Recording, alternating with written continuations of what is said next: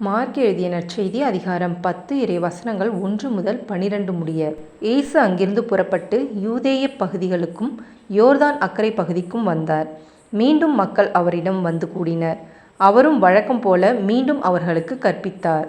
பரிசேயர் அவரை அணுகி, கணவன் தன் மனைவியை விலக்கி விடுவது முறையா என்று கேட்டு அவரை சோதித்தனர். அவர் அவர்களிடம் மறுமொழியாக, மோசே உங்களுக்கு இட்ட கட்டளை என்ன என்று கேட்டார். அவர்கள், மோசே மணவிலக்கு சான்றிதழ் எழுதி அவரை விலக்கிவிடலாம் என்று அனுமதி அளித்துள்ளார் என்று கூறினார்கள். அதற்கு இயேசு அவர்களிடம், உங்கள் கடின உள்ளத்தின் பொருட்டே அவர் இக்கட்டளையை எழுதி வைத்தார்.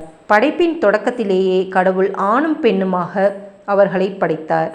இதனால் கணவன் தன் தாய் தந்தையை விட்டுவிட்டு தன் மனைவியுடன் ஒன்றித்திருப்பான். இருவரும் ஒரே உடலாய் இருப்பர். இனி அவர்கள் இருவர் அல்ல, ஒரே உடல்.